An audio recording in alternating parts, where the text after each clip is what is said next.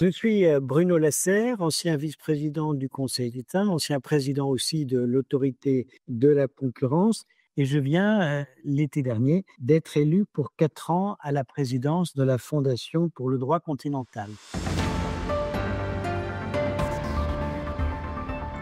Comment appréhendez-vous votre nouveau mandat en tant que président de la Fondation pour le droit continental? Alors mon élection est toute récente, mais elle m'a permis aussi de réfléchir à l'avenir et dans les mois qui viennent, ma priorité sera, bien sûr de m'appuyer, sur, les membres de notre fondation pour co-construire, avec eux un plan d'action stratégique sur les 4-5 prochaines années.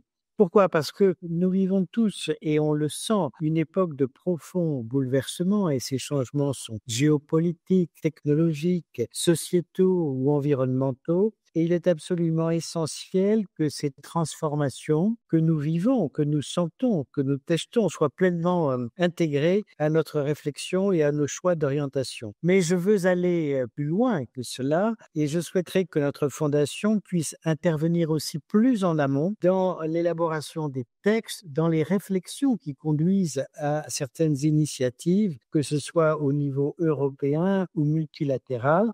Nous avons au sein de notre fondation toutes les compétences, toutes les énergies pour prendre part aux grands débats qui se tiennent aujourd'hui dans les institutions européennes et internationales, et il est temps de les mettre pleinement en action. Plusieurs chantiers majeurs nous attendent d'ailleurs. Parmi eux, et j'y tiens beaucoup, le déploiement d'un code européen des affaires, des travaux scientifiques très attendus sur les relations entre intelligence artificielle et droit continental, mais aussi un sujet passionnant et important qui est la transition écologique des entreprises. Nous sommes également à l'origine de la création de l'Observatoire mondial des indicateurs du droit, que nous pourrons présenter à la Banque mondiale à Washington en novembre prochain. Enfin, nous organiserons un colloque international le 2 décembre 2025 dans lequel nous ouvrirons un grand débat sur un thème fondamental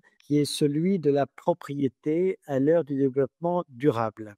Quelle est la portée du droit continental aujourd'hui? Alors, le droit continental, c'est bien sûr un système juridique qui est le nôtre et que nous défendons, mais ça n'est pas seulement cela. C'est une culture, une façon de penser le droit et également une pratique partagée par de nombreux juristes à travers le monde. Ces atouts sont nombreux et ils sont largement reconnus à l'international, même si c'est un combat permanent. C'est un droit écrit, un droit clair, intelligible, accessible à tous, qui s'appuie sur des codes et rassemble de manière ordonnée les normes existantes. Il offre une véritable sécurité juridique, aussi bien pour les entreprises, les acteurs économiques, que pour les citoyens. Et c'est un droit qui protège, qui encadre, mais qui va aussi plus loin. Il a une vocation préventive et éducative. C'est un droit qui, en réalité, est du côté du progrès, s'attache à défendre aussi les plus vulnérables, à rééquilibrer les rapports de force et à garantir un droit, mais aussi l'accès à une justice équitable pour tous. La portée internationale du droit continental reste, à mon avis, très forte, et je prends un exemple très concret. Notre université d'été du droit continental, qui depuis 15 ans continue d'attirer chaque année de jeunes juristes venus du monde entier.